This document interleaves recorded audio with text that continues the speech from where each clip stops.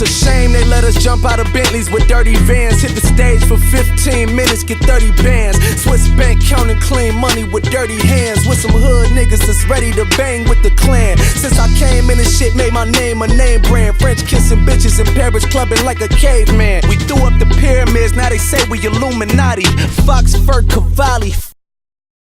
No blood diamonds, I rock gold like a king. Jury so cold, made them blow the nose off the Sphinx. Q95.9, 7 a.m. takeover in full effect right here with Vic Mensa. Uh-oh, he took over the cowbell. People love the cowbell. Yo, people always think it's a button, but no, it's a real deal, right? Yeah, word up. That's a real official cowbell right Yes. there. Hey, man, so let's talk about the album a little bit. Yeah, so my album is called The Autobiography. Came out this summer. It's a really personal album. It's very storytelling based. Like I came up on storytellers, you know, listening to Nas and listening to Common, and this is an album that really carries on that medium of rap as a storytelling, as an art for kind of like painting a picture, like Mobb Deep, and really just painting a picture, right, and letting you live in this world. So the album is called The Autobiography. It's featuring some of my favorite artists like Pharrell, Ty Dolla $ign, Chief Keef, Weezer, a pretty eclectic mix of people. So growing up, what type of music did you listen to? I mean, I know you mentioned Nas, and was it just hip hop or other styles of music too?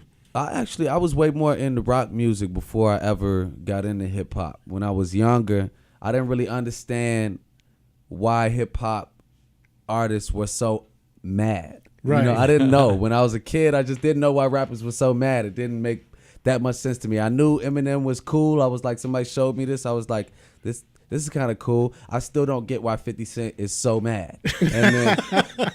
And then I, you know, got a little bit older and start dealing with like being young and black in America, and I'm like, I get it. Right, I'm mad too. I'm mad too, huh? But yeah, so I started off listening to rock music, and you know that was like Nirvana was my favorite band. But I was also listening to Weezer and listening to White Stripes and some Arcade Fire and Pink Floyd and a lot of classics.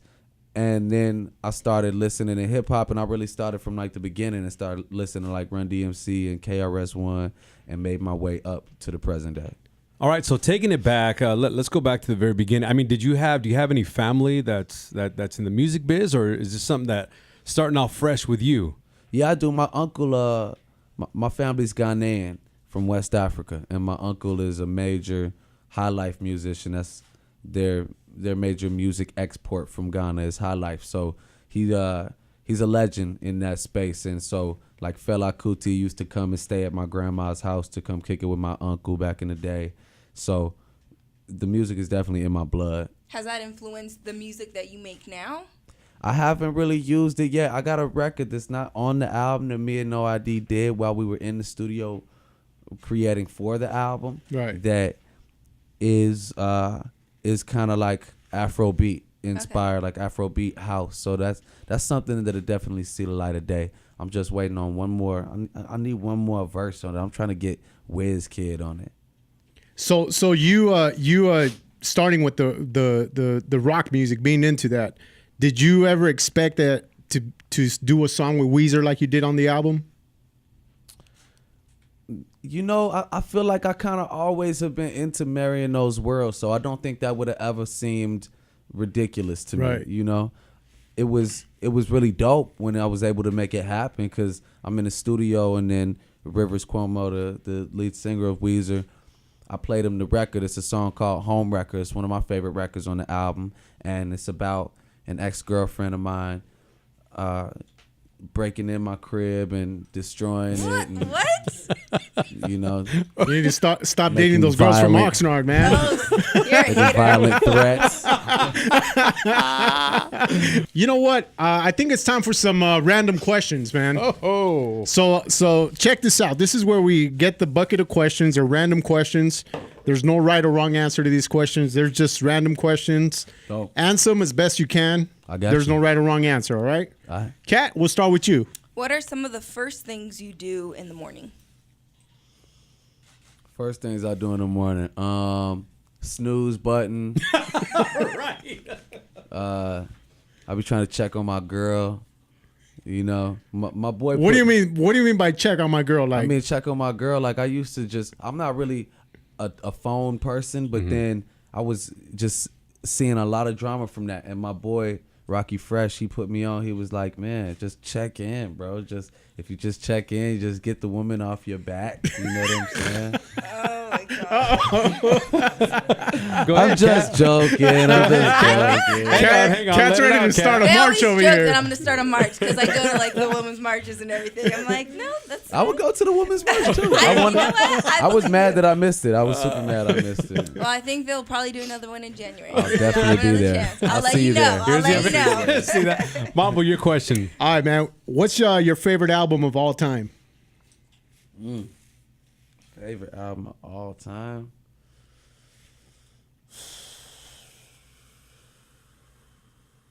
I'm gonna go with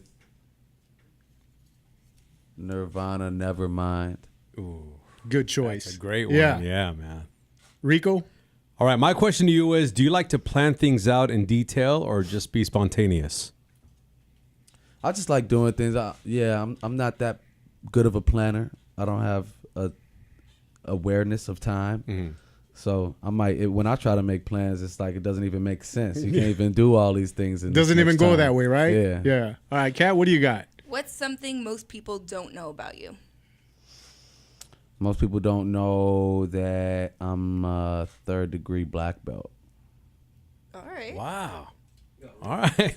You know what? Shot I us. did read about that, and I also read some about Taylor Swift too, which really surprised What me. was that? Some Did that I you like Taylor Swift? that you like. You went to go buy the album, but you never like really opened it up or something like that, or was that? I did buy the last one, 1989. Is that the last one? Yeah. I just really so, like yeah. Shake It Off, man. I think that's a great Oh, song. it's catchy as hell. Shake It Off is just a good song, man. See, that So, tripped me out when just I off read the- that. Off the strength of that, I definitely went bought the album and never listened to it. But Well, see, that reminds. So he likes Lana Del Rey, Shake and It most Off people, is a lot of people amazing. are surprised that he likes Lana Del Rey. And when you were saying Weezer was on the album, I'm Right. like, I wonder who like we would not expect. I was at the Ed Sheeran concert in Chicago the other day, and so I'm walking over here, and just in general, it seems like we're outside of Chicago. It's like Rockford, Illinois. It seems like maybe people are not used to seeing somebody like me over Right. there, so I'm kind of getting a lot of hostility. Really? But then, like this Latino dude walked by me, and he was like, "Vic?" I was like, "Yeah." He was like, "You like Ed Sheeran?" I was like, "Yeah." He was like, "Yo." He called his wife up. He was like, "Yo, honey, come over here. This is the only black guy at the Ed Sheeran concert." And you know what? They got a really good candid shot of you and Ed Sheeran. I think you posted it on your Instagram. yeah, and yeah. so I was reading some of the comments. By the AKA, way, she's hilarious. creeping, bro. I totally. Oh, I'm a creeper. I like read comments and everything. Oh, totally. But someone was like, I want someone to look at me the way Vic Mensa looks at Ed Sheeran. It was like such like candid shot. It was hilarious. You took it too far. You ain't had It to. was a We nice didn't even shot. need that. Right, one. right, exactly. All right, next question. Mambo, your question. Go ahead. Have you ever peed in a pool? 100%. All right. Of course I have. Who hasn't peed in the pool? Thank you. Rico says he's never peed in a pool. Not in my pool, anyway. If someone were to make a movie about your life, who would you want to play your part? Lorenz Tate. Good one. I could see Very, that. Very good one. Yeah, yeah, Yeah. yeah. I would like that. Lorenz Tate is tight. All right, Kat, your question. What are some things that make you really happy? Jerk chicken. Okay. Jerk chicken mainly. Good weed. I really get most happy actually though, like in the studio. I feel like that's the best feeling you can have as a musician is when you made a good song. You know, just like that moment of realization that it's like a satisfaction that doesn't come from many other things. My question to you, Vic, is what's the stupidest thing you've ever done? Stupidest thing I've ever done. Oh man, you gotta say what you told us when he told you about his shirt. Oh, falling off the bridge at Lollapalooza. Yeah, that was pretty stupid. That was pretty stupid, yeah. I did it all for this beautiful Spanish foreign exchange student, and I thought she was going to be lost forever, and I had brought her back to the festival, and so I told her meet me in there in 20 minutes at Buckingham Fountain. And so it was just hard. It was hard to get in that day. I had snuck in the day before. It was so easy. That day they had up security. It was like Secret Service or something. It was like Obama was in there or something like that. And so I tried to go to desperate measures because I came up doing graffiti too. So it's like I had that whole like Iron Man, I could climb anything, you know. And so I fell off of this bridge. It was like 30 feet high because I got shocked by like 15,000 volts of electricity in my forearm, and it blew out my elbow. And then I fell onto these train tracks. That was one of the stupidest things I've ever done. Did you break anything? No. Oh my! Did you ever see the girl? She came to see me in the hospital. You went in the hospital? Did you I was smash? in the hospital for like 3 days. You know, I'm not a kiss and tell person, but I did reconnect with her some years later, and that was good. I'm glad you kept it classy. Thank you. Final question, Kat. This is kind of similar to what he just asked. What is the worst decision you have ever made? Another bad decision. Come on, man. We're all full of them. You know, I mean, I got so many bad decisions that I've made, but I think this is not the worst decision I've ever made, but it was pretty stupid. And I was a kid. I was 17 years old, and it was me, Chance, and my boy Caleb. We're on the train, on the Red Line train, like late at night, and we were just kind of like floating because the Red Line doesn't go to where I live in Chicago. That's one of the train lines, and the train line that goes to where I live had stopped running. It was too late. Chance was straight because he lived by the Red Line. Right.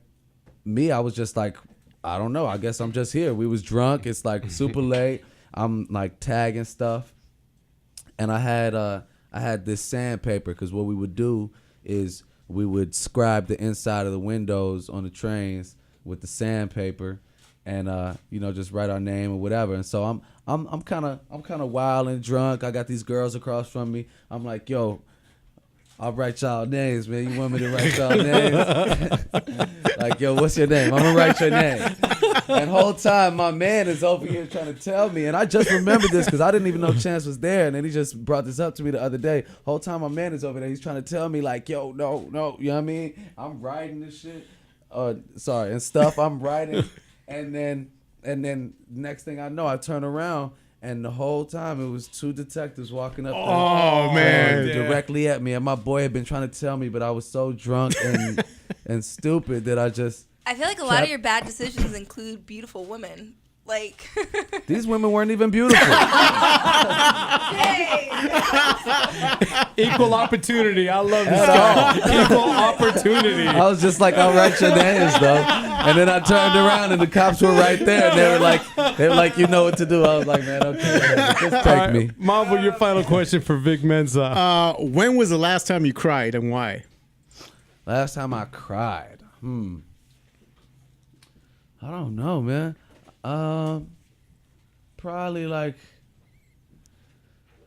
I take a lot of these things that happen in the world really seriously. Like they often do make me pretty upset. I don't cry a lot, but I do remember like last summer when Philando Castile and Alton Sterling were killed by police officers like within one day of each other. I was in London and I did break down. You know what I mean?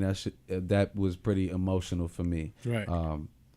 But that wasn't the last time I cried. The last time I cried, I was on a edible journey doing an interview with Ebro. Oh man. Yo, edibles make me go through an emotional roller coaster. So I was doing an interview with Ebro in New York on Beats, and then like I just went through this thing, and then I was talking about my homie who's locked up, and I started crying, and then I was laughing. 5 minutes later, it was like, did he know you were on edibles? yes. He's like, he took them with me. So is there video of this of you doing this? Yeah. Oh, we gotta look for that. We should have got him some edibles, man.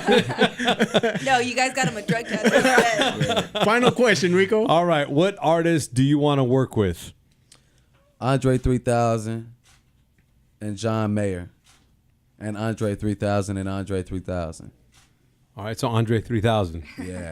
All right. Up. All right, man. Well, listen, thank you so much for being here, man. We had a lot of Thank you fun guys with for you, having me, man. And, anytime you want, you're around here, we're going to be here for you, I'm man. gonna definitely come show love. We're gonna wait for Trump to build that wall, and I'm gonna help. You're gonna help me and my family jump over that once again, bro. Word up, over, under, around. We'll figure something out. Ladies and gentlemen, Vic Mensa!